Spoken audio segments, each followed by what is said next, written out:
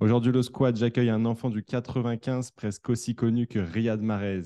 Prépa physique pour Sarcelles dans le monde amateur, il accompagne des footballeurs et footballeuses en région parisienne. Redouane, bienvenue sur le podcast du squad de la performance. Peux-tu te présenter rapidement à ceux qui ne te connaissent pas et nous dire le message que tu veux faire passer à travers le podcast? Bah écoute, moi, ça fait maintenant 12 ans, à peu près 12 ans que je suis préparateur physique, 12 ans d'expérience terrain et aussi théorique. Pas mal de galères au début, le diplôme ne fait pas tout et du coup, il faut aller chercher aussi cette expérience terrain qui est très très importante. Donc moi, j'ai misé sur ça, j'ai misé sur le terrain au début, voilà, où j'ai pu aller rencontrer des collègues à moi, parce que moi, je suis footballeur, bon, j'ai pas joué comme Riyad Mahrez à Manchester City, mais j'ai un petit passif de footeux. Et puis voilà, j'allais voir mes collègues en disant, bah voilà, je me lance sur la prépa physique. Est-ce que ça te botte de venir avec moi et que je te suive et que voilà, je puisse faire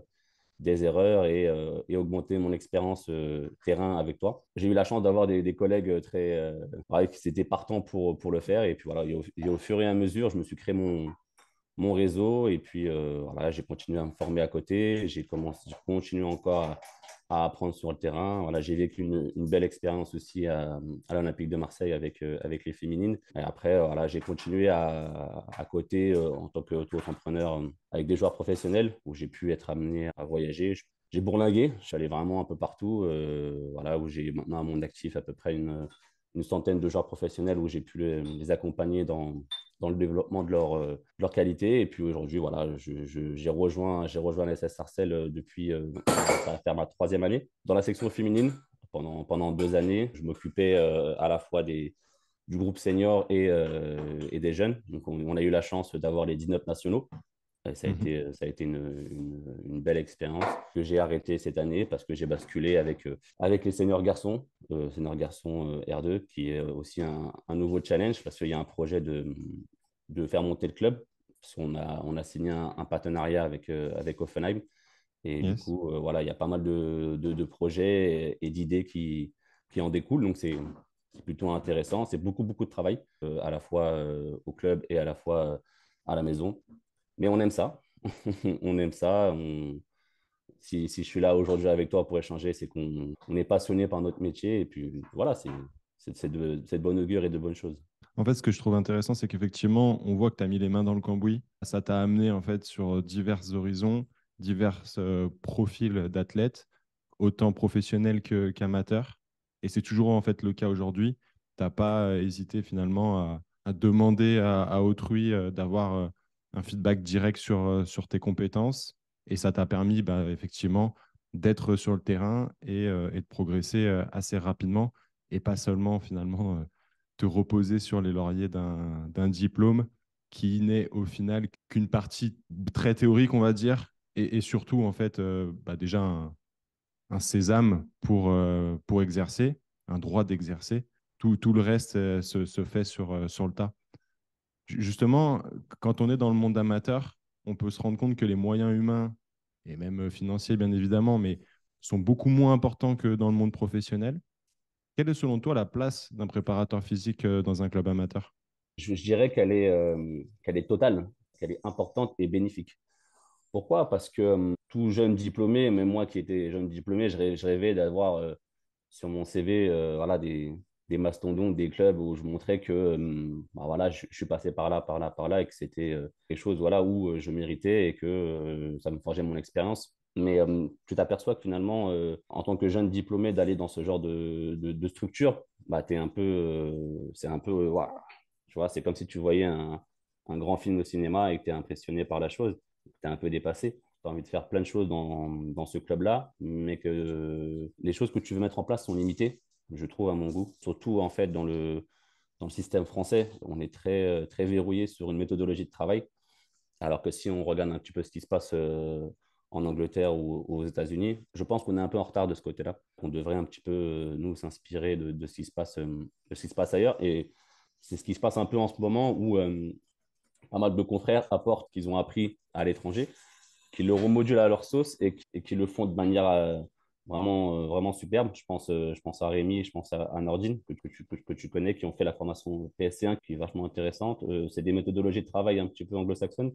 Donc, du coup, on en revient un petit peu au prépa physique en milieu amateur. Je pense que cette place-là, elle est importante pour tout jeune préparateur physique et même autre pour aller vraiment tout essayer. Les clubs amateurs sont demandeurs de préparateurs physiques. Beaucoup de clubs amateurs en ce moment mettent les moyens à leur échelle, à leur niveau, pour avoir ce genre de compétences. Un coach à l'époque, voilà, il faisait tout. Il faisait à la fois les séances terrain, les séances athlétiques. C'était un petit peu, bah, si tu réussis à attraper le premier, ça veut dire que au niveau athlétique, tu es bien.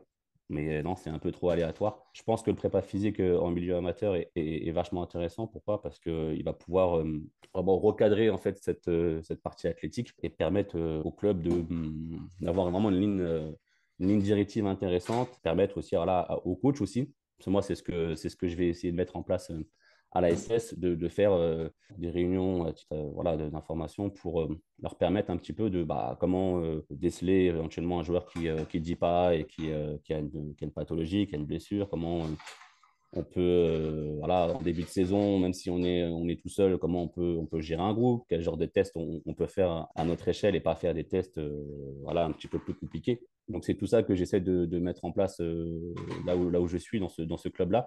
Ce qui est intéressant, moi, où je suis, je te laisse vraiment la main mise.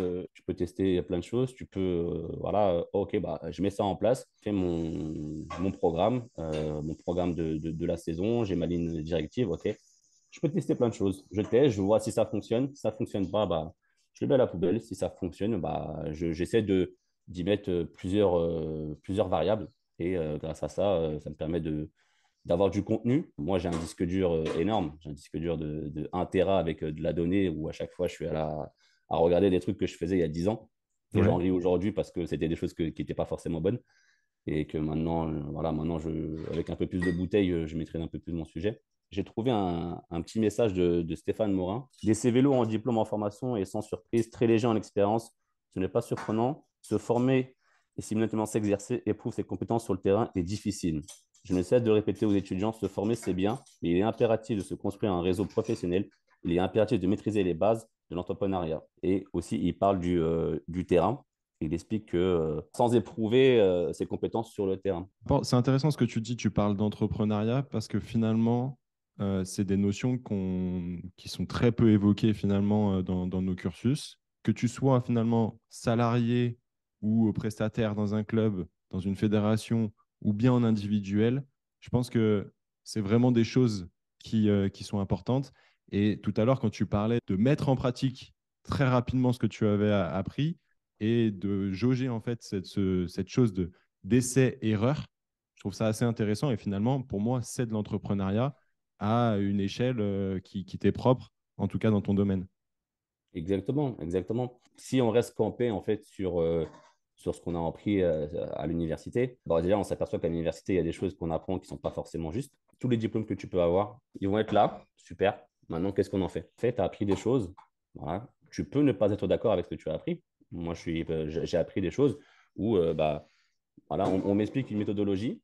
Ok, bah, moi, je suis prépa physique, j'ai la mienne. Voilà, j'ai ma ligne conductrice et je fais avec, je fais des erreurs. Je pense que tout préparateur physique qui réussit à monter les échelons, c'est quelqu'un qui a beaucoup échoué, qui a beaucoup échoué dans ce qu'il a fait, qui a Mm. beaucoup côtoyé le monde amateur. On n'arrive pas dans le milieu professionnel comme ça et en faisant des choses hop, par magie et ça passe.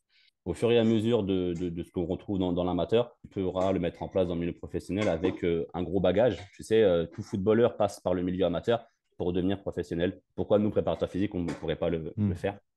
Faut Tu pas vois. l'oublier, Donc, ouais. tu sais, je suis un bâtisseur, je suis fan des projets où on commence à un petit niveau et on monte, on monte, on monte, on monte. Ça va prendre le temps que ça va prendre. Moi, à la SS Access, je suis en train de créer un pôle performance dans le milieu amateur, ce qui est très rare. Bon, j'ai la chance de disposer d'une micro-salle où je peux exercer mes séances individuelles avec les joueurs ou avec mes joueurs professionnels. Et d'ailleurs, je remercie le club. En ayant tout ça, je peux créer ce pôle performance aujourd'hui où j'ai pu prendre sous mon aile là, 3 stagiaires en master qui ont été diplômés. Donc, un stagiaire qui est avec moi maintenant, qui est au club, qui est analyste vidéo. Voilà, super gars. Tu vois, quand tu fais des rencontres comme ça, c'est génial. C'est des gars qui sont là pour apprendre. ils prennent de la bouteille, ils font des erreurs, ils échouent. Et maintenant, quand je le revois aujourd'hui avec une prestance, je me dis, tu vois, le milieu amateur t'a beaucoup servi. Et quand tu vas faire la bascule au professionnel, après, il est parti entre-temps à Amiens avec les jeunes. On m'a dit, Redouane, ouais, grâce à ça, j'ai réussi à être super. Voilà, je pense aussi à un autre stagiaire qui vient de valider son Master 1. Moi, je lui ai donné les 19 NAS en charge, les 19 NAS féminines en charge, parce que j'ai dit, t'es prêt? T'es prêt à tester des choses? T'es prêt à te lancer? Voilà, tente, fais des choses, forme-toi. Et les filles, elles sont demandeuses. Encore une autre stagiaire encore cette année qui m'a rejoint. Tu vois, c'est super que à travers cette création du pôle performance, je puisse en faire profiter les stagiaires, parce que je sais que trouver un stage, c'est très compliqué. En Master 1, en Master 2, c'est compliqué de trouver un stage en cellule professionnelle, mais on n'y pense pas à la cellule amateur. Et moi, je pense, même dans les mémoires, etc., c'est vachement plus intéressant parce que tu peux faire ce que tu veux, en fait. Et let's go, quoi. Du coup, aujourd'hui, voilà, on en est là, on bosse et puis on voit là où ça peut nous emmener.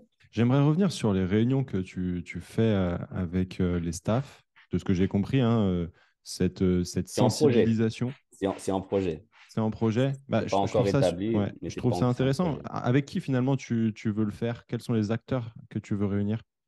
Bah alors, il va y avoir différents aspects parce que nous, à la SS, on a une grosse section, que ce soit à la fois chez les garçons et chez les filles.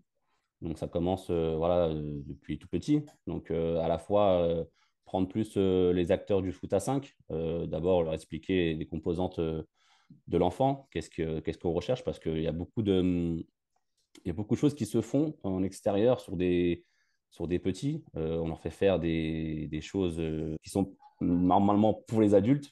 Et en fait, bah, il suffit qu'on voit une petite vidéo sur Insta, on dit bah, c'est super, bah, je vais le faire à un môme de 5 ans, 6 ans. Pas forcément juste, pas forcément bon, Hmm. pas forcément même un peu dangereux. En fait, il Euh, manque les fondations souvent. Ouais, il manque ça. Hmm. Du coup, voilà, procéder par étapes, un petit peu faire des profils types, expliquer un petit peu les caractéristiques en fonction de leur catégorie, les besoins de l'enfant. Voilà. Après, en fonction de sa croissance, qu'est-ce qui se passe au niveau des pathologies. Il peut y avoir pas mal de choses qui peuvent arriver. Hmm. Je pense à Osgood, etc. Je leur expliquer un petit peu bah, qu'est-ce que l'Osgood, comment le traiter, comment accompagner le joueur. C'est aussi important. Et après, voilà, arriver au fur et à mesure, bon, d'abord chez l'adolescent et après chez l'adulte, leur dire, bah, voilà, en fonction de votre catégorie, vous êtes amené à pouvoir faire ça. Pas faire des choses qui sont limite dangereuses pour l'enfant. Après, voilà, il y a des différences garçons-filles, hein, bien évidemment. Les demandes ne sont pas les mêmes. Les demandes ne sont pas les mêmes. Et puis voilà, après, voilà, c'est beaucoup d'échanges. Ce qui est intéressant, c'est qu'ils sont demandeurs. Les éducateurs du club, ils sont demandeurs parce que à l'ASS, on a une politique de formation. Donc, on veut que tous les éducateurs soient diplômés, qu'ils aillent se former. Je parle plus de la partie football, hein, pas la partie athlétique. Mais, euh, Mhm. mais, mais que moi, de mon côté, je puisse leur apporter quelques conseils. Ce pas des formations, hein, enfin, ça va Ouais, être ouais. compliqué pour eux d'apprendre. Mais de mettre un petit peu de base d'anatomie, de physiologie, etc. Et puis, essayer de Finalement, en trouver les fait, mots. on se moque d'une certaine manière qu'il maîtrise complètement le sujet, parce que c'est à toi de le maîtriser, et Mhm, chacun a son domaine d'expertise. Mais à mon sens, ce qui est intéressant, c'est d'être capable d'avoir des connaissances dans les domaines de chacun des membres du staff mhm. pour être capable en fait d'échanger et d'avoir un langage commun pour voilà, évoluer en fait dans sa pratique et être fait, véritablement autour de l'athlète, quoi. Que ce soit un enfant, un jeune sportif, que un athlète majeur, etc.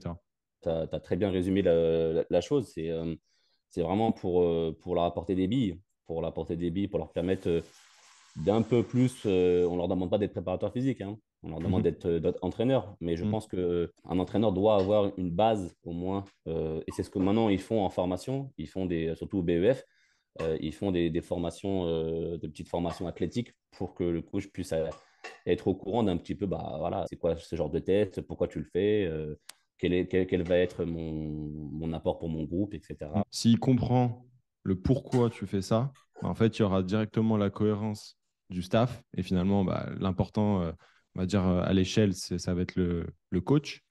Et s'il comprend pourquoi tu fais ça, il va te donner sa pleine confiance. Et du coup, il y aura une confiance dans le staff. Et s'il y a une confiance dans le staff, il y a une confiance dans le groupe tout entier avec les joueurs, etc. Exactement, surtout que cette relation va être hyper importante dans la continuité de la saison. Parce que Ouais, voilà, on fait pas une programmation au jour le jour, hein. exactement. On essaie de se projeter. Moi, j'essaie de me projeter toutes les 2 semaines, surtout au niveau amateur, c'est peut-être plus compliqué. Donc, j'ai une programmation mensuelle, mais que j'adapte et que je module toutes les 2 semaines. Parce qu'il y a des composantes Que tu externes qui maîtrises rentrent en pas. compte. Plus des composantes externes dans le sens où bah, les joueurs, ils ont un boulot à côté. Ils sont amenés à s'absenter. Il y a des profils de joueurs qui sont un peu en surpoids. Il y a des joueurs, c'est des joueurs qui reviennent de blessures. Dans les programmations, en règle générale, c'est très variable. D'accord? Ouais. C'est pas quasi linéaire. Du coup, on s'adapte, on module. Et comme tu disais, c'est important parce que le coach, voilà, tu vas dire, bah, OK, moi, à ce moment-là, j'ai besoin de mettre ce travail-là parce que j'estime que l'effectif et le groupe a besoin de cet apport-là. Mais si le coach en amont, il te dit, ah non, moi j'ai un gros match ce week-end, j'estime que là, à ce moment-là, non, si toi, tu réussis à lui trouver les bons arguments et à lui expliquer quelle est en fait la pertinence de faire ça à ce moment-là, bah, peut-être qu'il aura plus de recul parce qu'il aura peut-être un peu plus de connaissances et il te dira, je comprends ce que tu veux faire et bah, why not, pourquoi pas, let's go, quoi. Je trouve intéressant, tu parles de facteurs externes qui sont d'une certaine manière propres à chacun, bien évidemment, mais dans le sport amateur, c'est beaucoup plus important. Tu parlais de travail, ce qui fait que ça va augmenter la fatigue, le stress Exactement. de l'athlète, qui finalement, malgré qu'il soit externe au club, rentre complètement finalement dans ta programmation et dans la gestion de la charge d'entraînement que tu vas mettre aux athlètes. Carrément. Mais tu sais que moi, je suis à Sarcelles, je m'adapte énormément. Des fois, je programme des choses, je me dis, mais ta mince, je voulais le faire à ce moment-là et je peux pas le faire. Je peux pas le faire parce que bah, j'ai des joueurs qui sont à côté, ils ont un travail assez compliqué. Voilà, comme on en parlait tout à l'heure, j'ai des mécanos, j'ai des électriciens, j'ai des gars qui se lèvent à 4 heures du matin qui vont faire du fret. Je dois le savoir. Moi, je me suis fait une base de données des différents emplois des joueuses et des joueurs pour un Hmm. peu faire un genre de RPE, pour un peu voir quel est l'état de fatigue de la journée de mon joueur et pour voir comment je peux l'optimiser le soir, comment je peux m'adapter par rapport à lui. J'ai amené aussi les GPS à Sarcelles. On a la vidéo, j'ai amené aussi les GPS. Ça me permet juste à moi en fait de quantifier ma charge d'entraînement, permettre à moi de voir un petit peu le suivi des joueurs, l'état de fatigue des joueurs, les joueurs aussi qui sont de retour de blessure pour voir un petit peu leur cheminement progressif aux entraînements et en match. Déceler éventuellement aussi un joueur qui risque de se blesser à travers des données. Donc, j'étudie énormément aussi les données voilà, je remonte ça au coach. Je fais pas mal de fichiers, j'envoie pas mal de choses au coach en leur disant, bah, en fait, je consomme par code couleur. Vert, tout va bien. Orange, commencer à s'arrêter. Rouge, il faut s'arrêter.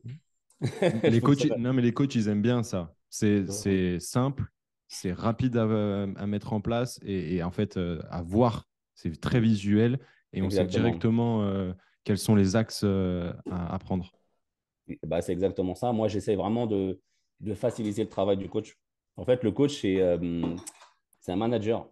T'as Et raison. là, il te dit, OK, bah, Redouane, dis-moi, qu'est-ce que je peux faire? Non, voilà, on est en début de semaine. J'ai combien de joueurs? Bon, comme je t'ai dit, il y a les différents joueurs qui sont amenés à ne pas être présents aux entraînements de par leur travail. Mais OK, bah, on a un effectif d'une trentaine de joueurs. À ce moment-là, on a à peu près une moyenne de 20 à 25 joueurs. Bah, quel est les joueurs qui sont à peu près à 100%? Quels sont les joueurs qui sont entre les deux? Avec ma petite bouteille que je réussis aussi à avoir un peu les menteurs. Parce que dans le milieu amateur, il y a pas mal de joueurs qui veulent jouer les matchs, qui vont serrer Mm, les dents. mm, Mais finalement, ils ont une petite rupture sur une zone. Et au fur et à mesure que tu continues à jouer dessus, bah, le petit millimètre devient plus. Donc, à moi aussi, en tant que préparateur physique, de déceler ces problèmes-là. Après c'est compliqué. Pourquoi c'est compliqué? Parce que pour ma part, en tout cas, je gère 2 équipes. Je suis amené à gérer à peu près 60 joueurs, joueuses. C'était quand même beaucoup de travail. Et encore aujourd'hui, je fais des erreurs parce que je teste des choses. Je suis un testeur, je teste des choses. Ça fonctionne, tant mieux. Ça ne fonctionne pas, tant pis. Je suis beaucoup sur la relation humaine avec les joueurs. Voilà, moi, je leur dis cache les choses.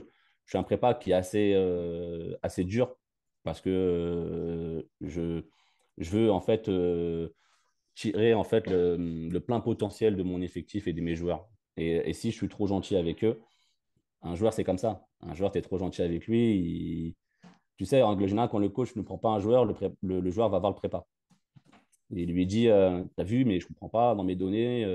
Parce que les joueurs, maintenant, tu leur parles de GPS, ils vont te dire, ah, mais dans mes données, j'étais bien. Nanana. Pourtant, ils comprennent rien. Hein.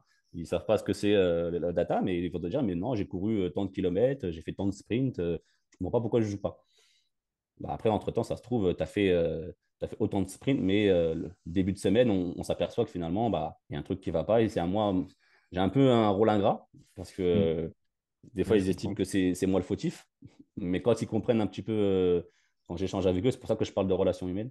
Mm. Quand je change un peu avec eux, ils s'aperçoivent que, bah, Redon, bon, tu nous embêtes, mais finalement, tu as raison. Ouais. Finalement, tu as raison parce que on évite une grosse blessure qui va nous éloigner des terrains pendant un plus gros moment que ce que moi je te disais au départ. Tout à l'heure, tu parlais des jeunes de 5, 10 ans avec qui parfois on faisait des exercices où on leur demandait des choses qui sont finalement pas très intéressantes pour eux et beaucoup trop complexes pour ces jeunes athlètes. J'ai interviewé Nico de Kinathletics dans le podcast numéro 11 Oui, où on j'ai vu. parlait de l'importance.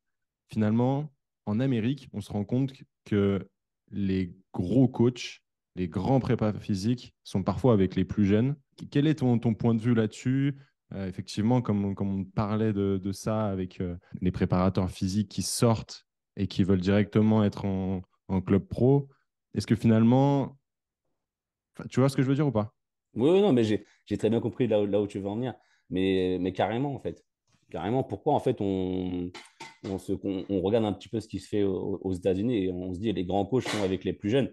Carrément, parce que quand on a un joueur professionnel, bah, entre guillemets, hein, vraiment je me mets dans des guillemets, il a déjà développé un plein potentiel, que ce soit Mm. cardiovasculaire, que ce soit musculaire ou même squelettique. Il a déjà développé un plein potentiel. Alors que Ouais. l'enfant, son cœur est plus petit ou son squelette est plus petit, l'aspect musculaire, etc.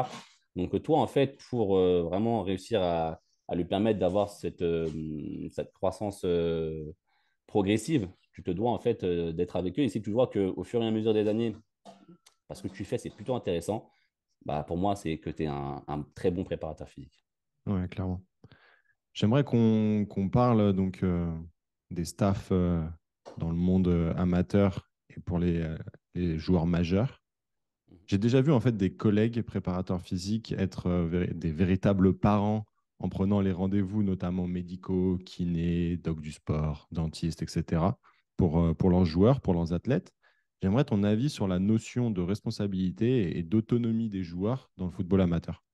Comme tu as des joueurs amateurs qui ont eu un passif dans un centre de formation, qui ont joué au niveau national, je pense à N1, N2, N3, ils sont responsables. Ils savent que c'est important et ils vont le faire. D'autres qui n'ont connu que le milieu amateur, bah, leur expliquer que d'avoir un problème de dentition, ça peut causer des pathologies, bah, ils ne le comprennent pas. Tu Mm. vois, alors qu'un autre joueur, tu leur parles de dentition, tu leur parles d'autre chose, de qualité de sommeil. Tu dis à un joueur qui a joué un peu plus haut, va pas en boîte la veille d'un match, tu risques d'avoir pas mal de problèmes lors du match. C'est complexe, mais c'est pour ça que nous, aujourd'hui, préparateurs physiques, on a besoin, en fait, dans le milieu amateur, pour ce genre de cela, parce qu'ils ne sont pas responsables et en fait, des fois, on a besoin d'être bah, comme des papas, en fait, d'être derrière eux en leur disant, t'as pris le rendez-vous, t'es allé voir lui, ok, Mm. t'as fait ta radio des dents, t'as fait machin. Voilà, moi, j'ai la chance aujourd'hui de travailler, ça date de pas très longtemps, avec Patrice d'Orthosport à Daumont, qui, voilà, où, quand moi, j'ai pas trop le temps de pouvoir suivre un joueur à moi, je lui envoie et puis il me fait un compte rendu et c'est plutôt intéressant quand on a des confrères qui sont pour et qui sont disponibles. Je trouve que ça, c'est vachement intéressant. Ça me manque aussi de confrères où on a un peu la même ligne directive parce que je trouve Ouais, que des fois, on se tient un peu dans les pattes ouais. et c'est dommage. Mais voilà, pour répondre à ta question, on se le doit en fait régulièrement de les reprendre et de leur dire sans cesse où ils en sont. Finalement, pour toi, tu dois avoir une forme d'éducation, de sensibilisation et lui dire tu dois le faire, ou alors dire bon bah je sais qu'il va pas le faire, donc je vais le faire à sa place. Moi, en fait, au début, je leur fais un peu peur.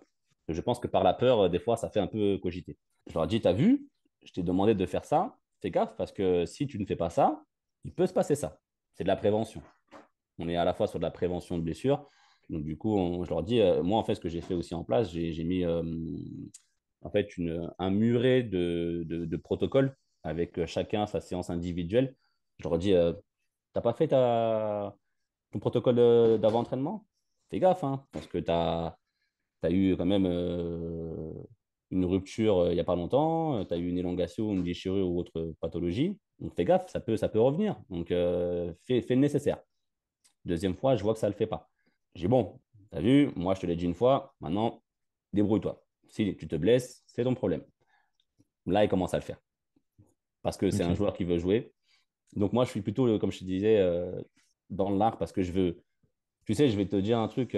Pour moi, en fait, une personne qui veut vraiment aider une autre personne, c'est une personne qui va la valoriser et qui va l'accompagner. Et quand il faut dire les choses, elle va les dire.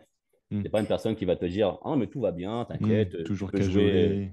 voilà, ça va bien, non, t'inquiète pas, prends des Doliprane. Voilà, prends des Doliprane, prends des anti-inf, t'inquiète pas, ça va passer.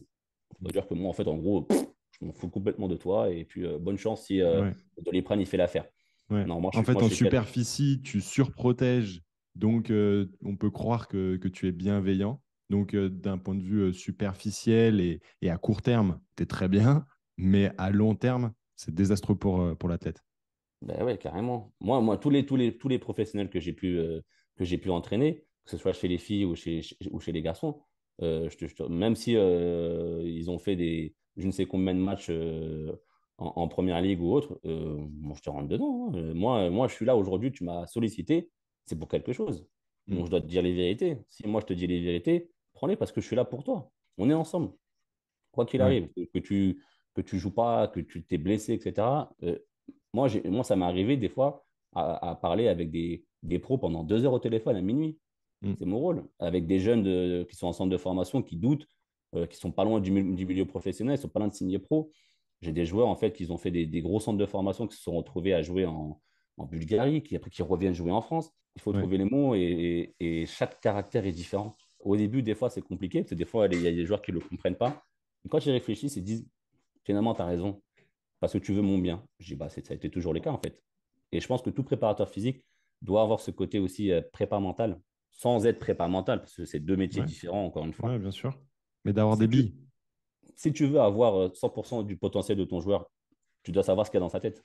Ton témoignage, il résonne beaucoup avec celui de Yacine de PGC Paris. Les joueurs ont besoin de ça. Les joueurs Mm. ont besoin de ça. Ils ont besoin en fait que tu y ailles. Et si tu es trop doux avec eux, ils vont te dire, ah, c'est trop facile. Tiens, non, il faut. S'ils demandent un prépa individuel, on en revient au prépa individuel. J'ouvre un petit peu une parenthèse par rapport au prépa individuel. Je Mhm. trouve que les prépas des clubs devraient aussi se mettre voilà, comme ça avec les prépas individuels en leur disant, moi je suis là pour le bien du joueur. Si on peut échanger sur le bien du joueur, j'ai un joueur au Portugal, je suis amené à discuter avec le prépa physique du Portugal ou même Viviane Assi qui est à West Ham. Mhm. On va échanger avec les prépas. Ça, c'est intéressant. Mais tu vois, ça ne se fait pas en France. C'est ça qui est dommage. Et je trouve que pour le bien du joueur, aller chercher un petit peu ce terrain-là dans les échanges avec les prépas des clubs, pourquoi Mm. pas?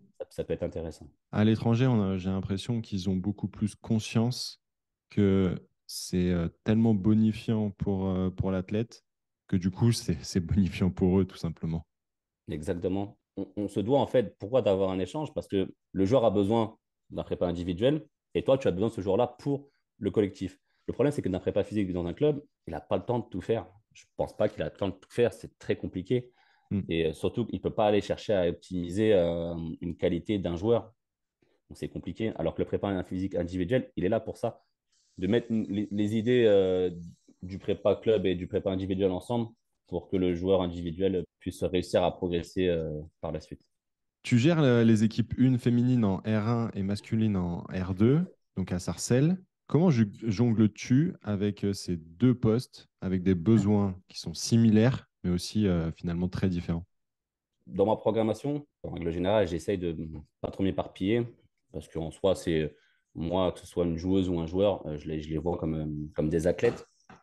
pas forcément les mêmes demandes, mais je les vois comme des athlètes. Donc, du coup, voilà, j'ai une programmation au départ et après, je la module. Comme je t'expliquais tout à l'heure, je suis sur le côté voilà, où à 2 semaines, je module. Voilà, chez les garçons, ça sera peut-être différent que chez les filles. On en reviendra après. Chez les garçons, en règle générale, je suis sur un aspect assez général au départ. Après, le problème, c'est qu'il y a des retours de vacances, donc des joueurs qu'on doit remettre en condition, etc. Donc, c'est pas forcément évident. Et même dans les programmes individuels que tu envoies, bah, c'est pas forcément fait. Tu dois récupérer ça aussi par la suite. Mes programmations sont à peu près similaires, avec pas mal de variables. Je me focalise un peu plus, on va dire, chez les filles. Pourquoi? Parce qu'il y a plus de risques de ligaments croisés, plus de risques d'entorse, de par en fait leur structure osseuse et musculaire Mm. et ligamentaire aussi. Donc, elles sont vachement plus propices à ça. Avec les garçons, on va être plus sur du développement en général. Et après, en fait, ce que je fais, moi, j'ai fait des groupes de travail pour optimiser la qualité dominante du joueur. Donc, si moi, par exemple, j'ai un joueur qui est endurant, bah, ça ne va pas forcément me servir d'aller chercher cette qualité de vitesse. Faire un peu le cursus, voilà, comme dans les jeux FIFA où tu vois, bah, là, il est à temps, il est à temps. Ça ne me sert à rien qu'il soit à 50 partout. Mm. Je veux plus qu'il soit à 90, 99 Mm. dans sa qualité dominante. Donc, je vais plus optimiser ça avec du travail préventif, avec du travail de renfort. Je voulais faire pas mal de tests, mais ça demande du temps. Et surtout que le club où je suis, bah, des fois, on n'a pas les terrains en amont. Tu n'as pas le temps. Donc, du coup, j'essaie de faire des tests rapides à mettre en place chez les Ok. filles. Donc, comme je te disais, de par en fait, le risque de pathologie chez les filles, on a mis en place un suivi antérieur et on va dire passé, présent, futur dans le sens où bah, qu'est-ce qui s'est passé avant, Mhm. quelles étaient les pathologies. Je le fais aussi un peu chez les garçons, mais plus précisément exactement chez les filles. Donc, du coup, voilà, qu'est-ce qui s'est passé avant, pendant et qu'est-ce qui va se passer après. Donc, le passif, c'est j'ai eu mes blessures. Ok, bah, qu'est-ce que j'ai eu comme blessure? Ok, bah, qu'est-ce qui a fait que je me suis blessé? Est-ce que ça nécessitait une opération ou autre? Présent, c'est tout le côté préventif que tu vas mettre en place avec les joueuses. Voilà, bah, j'ai eu telle pathologie, je mets en place ce programme individuel. Ok, bah, et après, le futur, on voit est-ce que ça a fonctionné? Est-ce que ça n'a pas fonctionné?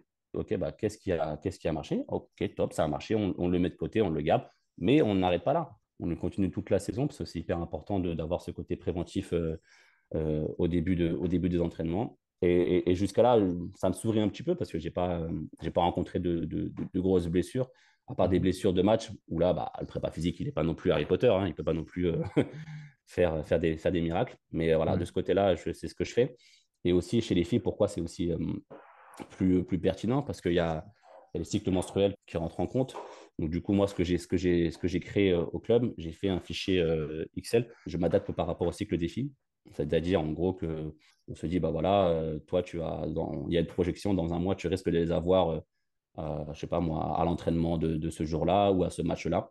Donc, moi, je dis au coach, fais gaffe, bah, tu as telle fille qui, à ce moment-là, risque de ne pas être dans des bonnes conditions pour l'entraînement. Donc, essaie d'adapter ou moi, je les prends de côté et on leur fait un truc totalement différent en salle, dans le repos pelvien ou dans le renforcement d'autres choses. Donc, c'est ce qu'on met en place voilà, dans le suivi au niveau des cycles menstruels. Je trouve que c'est vachement intéressant. Pourquoi? Parce que c'est très inflammatoire, ce côté-là. Et du coup, les filles, bah, il y a des hormones qui rentrent en compte, il y a l'humeur qui rentre en compte, il y a la nervosité. Donc, si toi, coach, tu ne sais pas qu'à ce moment-là, bah, elle a ça, je ne comprends pas. Je lui crie dessus, je dis, mais fais l'effort, fais l'effort. Mais en règle générale, dans le milieu amateur, c'est pas pareil que dans une D1 ou quoi, où les filles vont être amenées naturellement à le divulguer. Dans le milieu amateur, elles sont un peu plus réservées, c'est un peu plus un Ouais. sujet tabou Ouais, je où moi, comprends. je dois les gratter un petit peu. C'est pour ça que bah, dès lors que j'ai un peu leur cycle, ça peut changer. Hein. J'ai leur cycle, bah, j'ai des projections. C'est vachement des projections. Je dis au coach, bah, voilà, tel jour d'entraînement, fais gaffe, tu risques d'avoir une fille qui les a, donc essaie d'adapter et de prévoir autre chose. C'est une grosse charge de travail, c'est deux demandes différentes, mais Bien sûr. j'ai réussi à le faire comme ça et pour le moment, bah, ça fait 3 années que ça fonctionne, donc je reste sur ça pour le moment. C'est l'En Avant Guingamp qui a été. Exactement. Il y a eu un documentaire là-dessus. Oui, sur France Su- 3 qui est passé il n'y a pas longtemps. Ouais. Exactement. Que j'encourage tous ceux qui s'intéressent aux athlètes féminines à regarder. Et puis, Mm. c'est des sujets aussi qu'on a pas mal évoqués avec Liams, mon pote Liamine Bellaloui et une ostéo aussi, Alice, dans les précédents podcasts. Si vous Mhm. êtes intéressé par les athlètes féminines et tous les environnements autour de leur santé et la performance. Bah, tu vois, quand j'ai vu le reportage, je me suis dit, ah, mais super, c'est un Ouais, truc qui se fait en haut. Donc, ouais, très moi, bien. moi ça fait 3 ans que je le fais. Donc, Et je trouve intéressant parce que tu parles de prévention de blessures. Finalement, ce que tu fais avec tes athlètes, c'est de l'activation entre le vestiaire et le terrain. ouais, exactement. En Ouais. fait, en règle générale, l'entraînement, il commence entre 20h et 20h15. Moi, je leur demande de faire un quart d'heure à 20 minutes de prévention. On n'est pas Mm, sur une séance, on est sur le côté préventif. mm, C'est deux choses différentes. Donc, du coup, voilà, je leur demande de par en fait leur emploi, d'essayer au moins sur les 3 séances de semaine, de faire au moins deux. La salle est ouverte, tout est affiché, leur programme est mis, ils ont juste à se référer. J'ai même créé des QR codes où j'ai créé des vidéos pour leur permettre de faciliter le travail. Donc, je me suis amené pendant 2 semaines à faire des vidéos tout seul dans la salle. J'ai créé pas mal de QR codes et voilà, ils ont juste à scanner le QR code et ça les renvoie vers du renfort du pied, ça les renvoie mm, vers différents mouvements qui sont peut-être compliqué quand tu vois l'image et tu vois le descriptif, tu dis, mais je comprends pas la chose. mm. Peut-être avec une vidéo, bah, plus Ouais, facile génial. pour eux. Donc, j'ai Ouais. créé pas mal de choses comme ça où vraiment j'essaie de les faciliter et voilà, c'est beaucoup de travail, comme je te dis. Mais voilà, on est passionné par ce qu'on fait et puis on est dedans, quoi. C'est un bon conseil, le conseil du QR code, parce que Mhm. visiblement, c'est des choses qui se font. Je pense notamment à Maxence Piolet, dont Pierre Poulain m'a BLC, m'a ouais. Mhm. parlé, ouais. Mhm. Ouais. Et qui, bah, pareil, qui travaille avec au Paris FC féminin, visiblement. Mhm. Donc, il faudrait que j'échange aussi Très bon avec eux. préparateur physique, ouais. Mhm. On va parler de la préparation physique dans le futur. Comment tu vois l'évolution de la préparation physique d'ici 10 ans? On fait des choses avant qu'on disait qui étaient superbes. Maintenant, on dit qu'on c'est totalement faux ce qu'on faisait. Ouais, Me projeter dans 10 ans, alors là, ça va être compliqué, mais je pense que ce qui est intéressant, c'est qu'on a de plus en plus de confrères qui se forment, qui se documentent et qui apportent des choses outre-mer.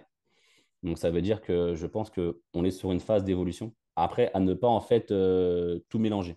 Pour moi, travailler avec des coupelles avec un élastique, c'est très bien. Tu vois, n'allons pas à mettre trop de machines non plus, de développement de ceci, de cela, tu vois. On va réussir à progresser, vraiment à bien progresser. Il y a de plus en plus de formations, il y a de plus en plus de prépa qui échangent. Chacun a ses idées, chacun a ses planifications, a ses séances, etc. Mais si on est tous amenés, confrères, à échanger sur notre métier, qui est super, je trouve que bah, dans les 10 années, il y aura plein de nouveautés. Tu vois, là encore aujourd'hui, il y a le colloque qui est fait au Stade Bollaert. Je l'avais ouais, fait à l'année Lens, ouais. dernière, où Mm. bah, on rencontre des prépas physiques du monde entier. Et chacun, tu t'aperçois que bah, d'un prépa physique à un autre, c'est totalement différent.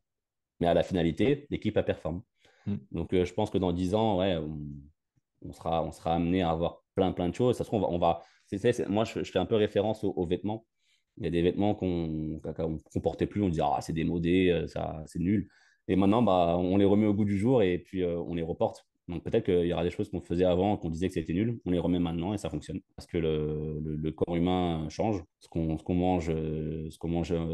mange moins à la maison et on mange plus à l'extérieur. Donc il y a plein de facteurs qui rentrent en compte. Tu vois, qui aurait cru qu'il y a 2 ans, on serait amené à vivre ce problème-là du Covid. On ne sait pas Mm. ce qui peut se passer, on peut se projeter. Si chacun se met main dans la main pour trouver les solutions, bah, notre métier sera beau. Finalement, respecter les grands principes, mais s'adapter aux contraintes qui sont là au présent.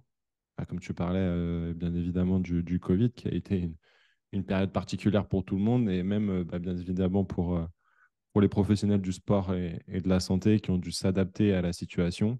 Et ce qui a été Exactement. intéressant, c'est qu'on a vu ceux qui ont essayé de s'adapter et ceux qui ont été hyper passifs par rapport à la situation. Tu t'aperçois que on en est là. Il y a une situation, il y a une problématique. Qu'est-ce qu'on fait? Tu vois, c'est comme en club. Tu as un problème, il y a un truc. Bah, tu vas rester planté là?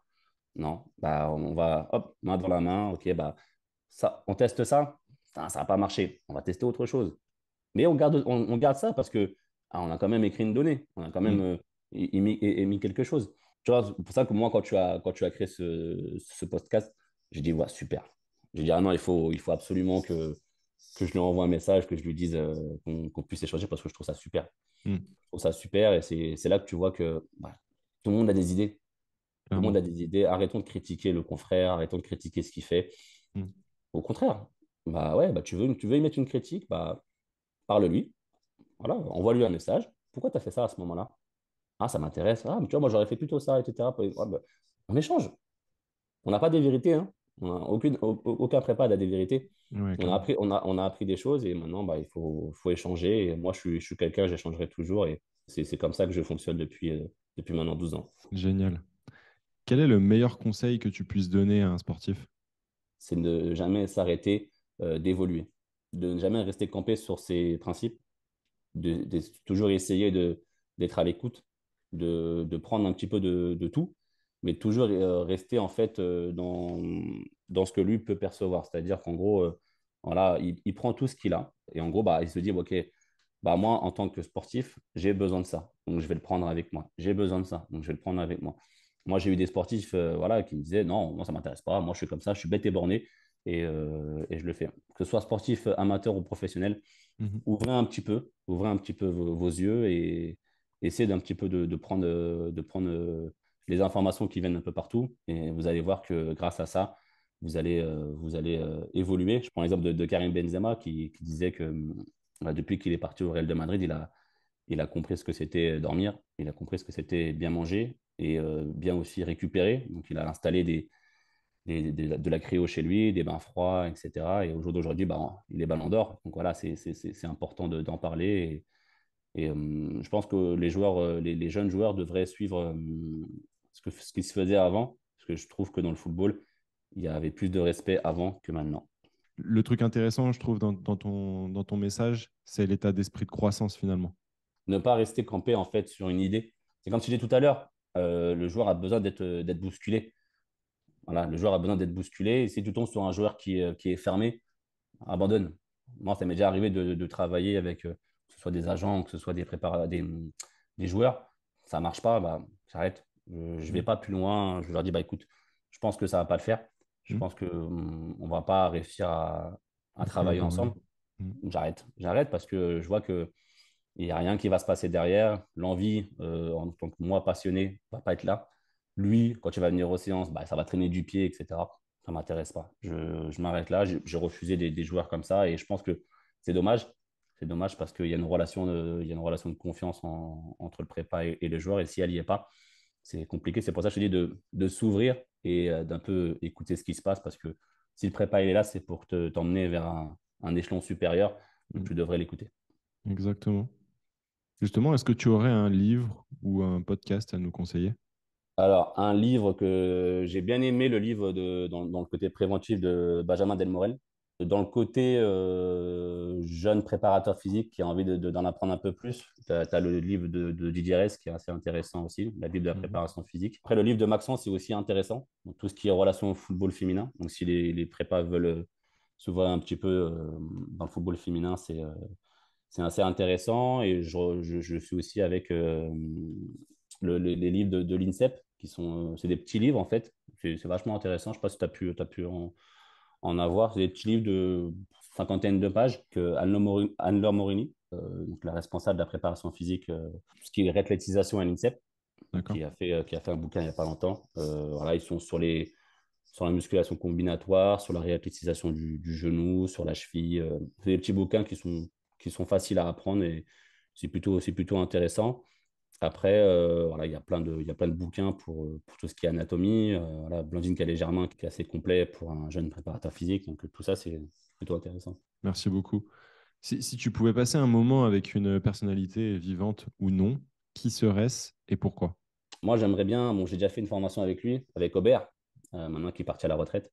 Bon, après Didier Rey, j'ai déjà échangé avec lui. C'est un puits de science, hein. C'était vachement intéressant. Je trouve que Aubert a apporté énormément de choses à la prépa. J'ai pu assister à différents colloques avec lui. Donc, ouais, pourquoi pas qu'il revienne un petit peu dans le circuit pour nous refaire deux, trois formations, ça serait cool. Quel serait le meilleur moyen de te contacter pour aller un peu plus loin sur tous les sujets qu'on a abordés aujourd'hui? Mon Instagram, RMPP Sport, où voilà, je diffuse un petit peu ce que je fais, que ce soit dans les stories avec mes joueurs ou que ce soit dans les publications voilà, avec mes joueurs individuels. Voilà, je mets un petit peu ce que je fais. Après, je ne m'étale pas non plus, hein, c'est des petites vidéos montage que je fais un petit peu voilà, sur ce que je propose. Mhm. Et voilà, s'il y a des confrères qui veulent me contacter pour échanger, ça sera avec plaisir. Yes, tu es quelqu'un de très ouvert. Donc, si quelqu'un veut échanger avec toi, je l'encourage parce que ça sera vraiment bénéfique pour tout le monde. C'est On va cool. passer à la dernière question, la question passe décisive. Qui aimerais-tu entendre passer au micro du squat de la performance? Alors moi, comme je te dis, j'ai pas mal de, de confrères avec qui j'aimerais bien pouvoir permettre d'échanger avec toi parce que je trouve que ce que tu fais et comment tu présentes la chose, c'est vachement intéressant. Je parle avec Naïm, je ne sais pas si ça te dit quelque chose, Mhm. avec Naïm, voilà, où on est amené, voilà, dans pas longtemps, il va venir voir un petit peu mes séances dans mon club, où je l'ai invité à venir dans mon club pour voir un peu ce que je propose, pour échanger. Ouais, Donc, on est parti faire le colloque ensemble l'année dernière. ouais, Et je trouve que c'est un super, vraiment un super gars. Un gars avec qui tu peux vraiment échanger. Et c'est un super préparateur physique par rapport à ce qu'il propose. Il est aussi avec l'équipe algérienne de rugby. Il a fait la ouais. Coupe d'Afrique des Nations il n'y a pas longtemps. Et je trouve que voilà, si tu devrais contacter quelqu'un et échanger avec lui, ça serait lui. Ouais. Génial. Je trouve intéressant effectivement le fait de pouvoir échanger avec d'autres confrères sur le terrain, Mhm. pouvoir mettre en pratique des choses et pouvoir échanger directement sur ce qu'on fait. Parce que finalement, ce que tu fais, ça sort pas de ton chapeau, tu l'as appris d'autrui et c'est une forme de transmission Exactement. qui est juste géniale. Et quand je fais des choses comme ça avec des collègues, je suis allé il n'y a pas si longtemps que ça au Cercle des nageurs de Marseille pour voir le water polo Mhm. avec Pierre-Antoine que j'aimerais interviewer prochainement parce que c'est un milieu que je ne connais pas du tout. Les sports d'eau, je connais pas du tout. Et pour Mhm. autant, c'est très intéressant de voir les similitudes et les différences par rapport à mes compétences et à mes domaines d'expertise. Super. Redouane, je te laisse le mot de la fin. Bah écoute, je vais te le renvoyer à toi, dans le sens où moi je voulais te remercier. Tu es là souvent à remercier les autres par rapport à l'acceptation de tes invitations, mais moi je voulais te remercier par rapport à la création de ton podcast parce que ça permet de connaître tous les prépas physiques de France, limite, parce qu'on a juste à les contacter sur Instagram. Yes. C'est beaucoup plus facile. Donc bravo à toi. Et vraiment, t'es un chouette type. Vraiment, c'est super cool d'avoir échangé avec toi. Et moi, ça ne me dérangerait pas de refaire un avec toi sur une autre thématique, avec plaisir.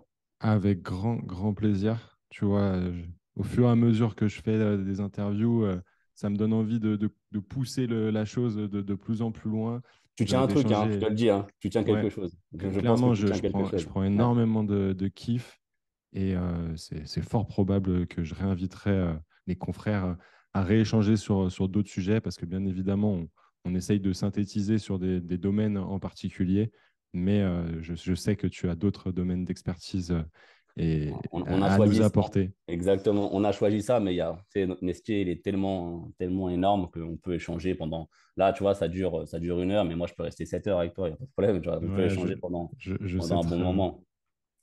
Merci beaucoup, Bah, Redouane, bah, pour merci tout à ton toi, c'était partage. cool. Merci. Et merci à toi qui nous a écoutés jusqu'au bout. N'oublie pas de t'abonner au Squat de la Performance sur YouTube et ta Allez plateforme de vous abonner. podcast préférée. Tu retrouveras toutes les infos et notamment les liens de Redouane dans la description. Si tu as kiffé l'épisode, pose ton 5 étoiles et ton pouce bleu. Ça donne de la force et permet un meilleur référencement du podcast pour pouvoir inviter des confrères de qualité. Nous, on se retrouve mercredi prochain, 18h. D'ici là, je te souhaite de prendre un maximum de plaisir dans ton sport. Force!